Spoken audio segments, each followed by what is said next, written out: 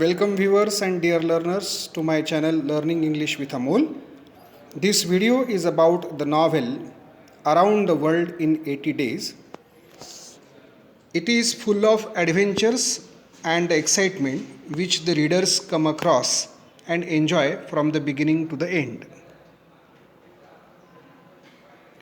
Phileas Fogg, the major character in the novel, accepts the challenge to go around the world in 80 days, and in accomplishing this feat, he goes through various lands and meets with diverse adventures.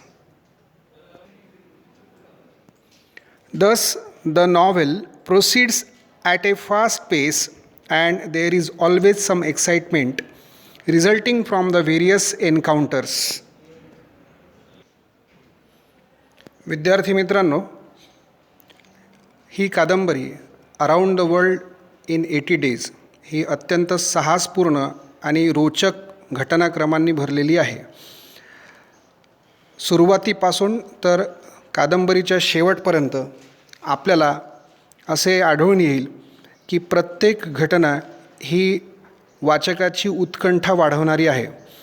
यातील प्रमुख चरित्र फिलियास fog हा व्यक्ती त्या reform क्लबचा एक सदस्य असतो आणि त्या ठिकाणी वृत्तपत्रात आलेल्या एका लेखावरून वादविवाद झडतो आणि त्या ठिकाणी एक अशी चर्चा बाहेर येते की या संपूर्ण जगाची सफर ही अवघ्या 80 दिवसांमध्ये कोणी जर पूर्ण करू शकत असेल तर ते आव्हान त्यांनी स्वीकारावं. आणि फिलियस फॉग हे आव्हान स्वीकारतो आणि त्यानंतर सुरू होतो खऱ्या अर्थाने या रोचक कथेची सुरुवात. The beauty of the novel is that the writer takes the readers to a journey of many hair raising incidents and exciting adventurous thrilling yet beautiful places in the world. या कादंबरीचं सौंदर्य यात आहे की प्रत्येक क्षणी आपल्या वाचकाला यामध्ये रोचक आणि श्वास रोखून ठेवावा अशा प्रकारचे अनेक प्रसंग त्यामध्ये निर्माण केलेले आहेत किंवा तशा प्रकारची गुंफण केलेली आहे. आणि म्हणून प्रत्येक घटनाक्रम हे वाचकाची उत्कंठा वाढवणारे आहे आणि या वाचनातून संपूर्ण जगाची आपली ही फेरी अत्यंत सुंदर वाटत असते. The most important feature of this adventure novel is time. It illustrates repeatedly that time is fickle and either works for or against them. In many cases, time foils their plan when the delays build up and ships and trains leave without them that sometimes land the characters in trouble. मित्रांनो, या कादंबरीत अत्यंत महत्त्वाची भूमिका जर एका गोष्टीने केली असेल तर ती आहे वेळ. वेळ अशी एक गोष्ट आहे की जी कोणाच्याही मालकीची नसते, त्यामुळे ती अनेकदा माणसाला त्याच्यासमोर पराभूत करते किंवा त्याच्यासमोर लोटांगण घालायला भाग पाडते किंवा अनेक वेळेला ठरलेल्या योजना एकतर त्या पूर्ण होऊ शकतात किंवा त्या पूर्ण होण्यापासून जर काय कमी पडल्या तर त्याला कारण असतं ती वेळ. म्हणून वेळ ही या संपूर्ण कथानकातली अत्यंत महत्त्वाची एक घटना किंवा त्याचं प्रमुख वैशिष्ट्य आहे असं म्हणता येईल. या कथानकामध्ये या विश्वभ्रमणाच्या यामध्ये स्वतः फिलियस फॉग आणि त्याचे सहकारी हे अनेक ठिकाणी कुठे ट्रेन तर कुठे शिप हे मिस करतात आणि त्यावेळेला आपल्याला प्रत्येक वेळी वेळ किती महत्त्वाची असते किंवा ती कशी माणसाची कामं बिघडवते किंवा घडवते याचा आपल्याला प्रत्येक वेळेला अनुभव येतो.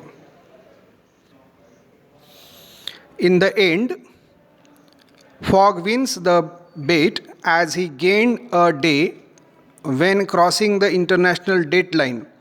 The ultimate message is that no one can control time. Time will work the way it wants to work, and humans are at its mercy.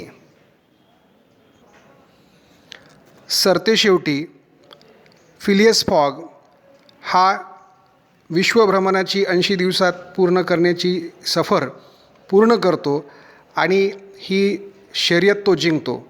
परंतु हे करत असताना त्याला काहीसं गोंधळ होणारी एक स्थिती निर्माण होते, पण ती इंटरनॅशनल डेडलाईनवरती तो एक दिवस अगोदरच पोहोचलेला असतो आणि पराभूत झाल्यासारखी स्थिती असताना तो जॉग्रफिकल किंवा भौगोलिक टाईम झोन जसे बदलतात त्याचा एक ॲडव्हान्टेज किंवा त्याचा फायदा त्याला मिळतो आणि शेवटी तो या अशक्य वाटणाऱ्या साहसी घटनाक्रमांमधून तो यशस्वीपणे बाहेर पडतो. शेवटी आपल्याला एकच गोष्ट कळते, ती म्हणजे की वेळ ही कोणाच्या नियंत्रणात नसते. वेळ आपल्या पद्धतीने आपलं काम करतं आणि आपल्याला आपलं काम करावं लागतं. सरतेशेवटी मनुष्य हा त्या वेळेसमोर कधीही श्रेष्ठ ठरत नाही, हेच सत्य आहे. Before his journey around the world, fog lived a solitary life. He closed himself of to others and cared little about the way he was perceived by other people. By the end of the trip, though, he recognizes the importance of human connections, both in the form of love with Oda and friendship and loyalty with Pasiphae. Above all, this new understanding and appreciation is the greatest thing he has gained from this trip. मित्रांनो, Phileas Fogg हा या जगभ्रमंतीला निघण्यापूर्वी एक अत्यंत एकाकी जीवन तो जगत असतो. त्याचा अन्य लोकांशी फारसा संपर्क नसतो आणि त्याला त्याची विशेष तमाही नसते. तो आपल्याच एकाकी जीवनामध्ये समाधानी दाखवला आहे आणि लोक त्याच्याबद्दल काय विचार करतात याची तो पर्वाही करत नाही. परंतु या 80 दिवसांच्या जगसफारीवर किंवा जगसफरीमध्ये त्याला 2 महत्त्वाच्या गोष्टी कळलेल्या असतात. ते म्हणजे मनुष्याला मनुष्याशी संबंध आणि तेही प्रेमाचे, सहकार्याचे, निष्ठेचे असणं किती आवश्यक आहे आणि त्याचा जो अनुभव ऑडाच्या आणि पासेपार्टआउटच्या निमित्ताने मिळतो, त्यातून या संपूर्ण सफरीमध्ये त्याच्या व्यक्तिमत्वामध्ये एक महत्त्वाचा बदल हा होतो की तो एकाकी जीवनापासून आता सामाजिक जीवनाकडे किंवा अन्य लोकांच्या सोबत राहून आपल्याला जीवन जगलं पाहिजे आणि त्यातच खरा आनंद आहे, ही गोष्ट तो या अनुभवातून शिकतो. हे एक आणखी वैशिष्ट्य या कादंबरीचं आहे. Though he has the opportunity to double his fortune, Fogg's motivation to embark on such a crazy adventure has little to do with the money. Instead, he wants to preserve his honor and prove his worth to the men of the Reform Club, to show that he can do what he sets out to do. Fogg spends nearly all of his money along the way, showing that riches are not what he is truly out for. For Phileas Fogg, honor is more important than money. Phileas Fogg हा मूलतः अत्यंत श्रीमंत व्यक्ती या कादंबरीत दाखविलेला आहे आणि या शर्यतीतून तो त्याची संपत्ती आणखी मोठी करून घेऊ शकतो हे त्यात स्पष्ट आहे. परंतु या जगसफरीवर निघत असताना हे इतकं मोठं धाडस करताना पैसे कमविणे किंवा आपल्या श्रीमंतीत वाढ करणे हा त्याचा उद्देश कधीही नव्हता. त्या उलट त्याला आपलं स्वतःचा सन्मान हा नेहमीच अग्रस्थानी असल्यासारखा त्यांनी दाखवलेला आहे आणि त्याला रिफॉर्म क्लबमध्ये ज्या प्रकारचं आव्हान मिळतं ते आव्हान त्यांनी स्वीकारून ते पूर्ण करून दाखवणे हेच त्याचं मुख्य स्वप्न असतं. आणि हे करत असताना ज्या शर्यतीची जी एकूण रक्कम होती जवळजवळ तितकी रक्कम त्याने त्या संपूर्ण 80 दिवसाच्या जगसफरीमध्ये खर्च केलेली आहे हेही आपल्याला दिसतं. यावरून हे स्पष्ट आहे की त्याच्या लेखी श्रीमंती किंवा पैसा ही गौण गोष्ट आहे. त्याला खऱ्या अर्थाने जर महत्त्व कशाला द्यायचं असेल तर ते आहे मनुष्याचा स्वतःचा सन्मान हा अधिक श्रेष्ठ असतो, हेच त्याला या ठिकाणी दर्शवायचं आहे. Throughout the entire trip, Fogg and his group encounter various obstacles standing in their way.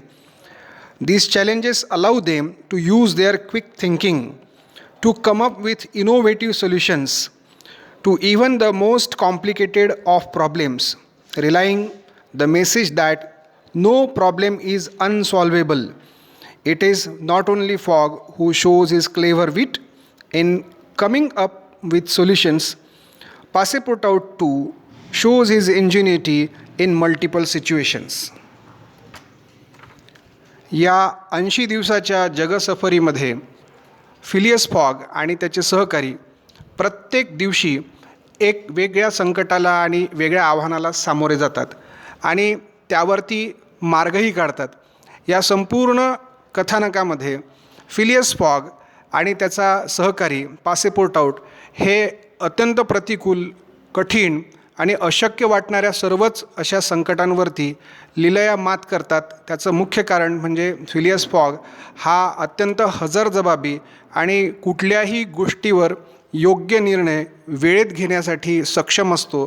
त्याचं प्रेझेन्स ऑफ माइंड आणि प्रॉपर डिसिजन, योग्य प्लॅनिंग यामुळे तो अनेक संकटांवरती मात करतो आणि तितकीच मदत ही पासेपोर्टाउट विशेषतः शेवटच्या टप्प्यामध्ये ज्या वेळेला फिलियस फॉग आणि ऑडा यांच्या लग्नाच्या प्रक्रियेकरता तो ज्या वेळेला धर्मगुरूंकडे जातो आणि तिथे त्याला कळतं की आपण ज्या दिवसाला रविवार समजत होतो तो शनिवार आहे आणि आपण वेळेत पोहोचलो आहे, त्यामुळे आपल्या मालकाला ही शर्यत जिंकण्याची पूर्ण संधी आहे. तेव्हा तो लगेच धावत पळत जात फिलियस फॉगला रिफॉर्म क्लबला अगदी शेवटच्या टप्प्यावरती तिथे नेऊन पोहोचवतो.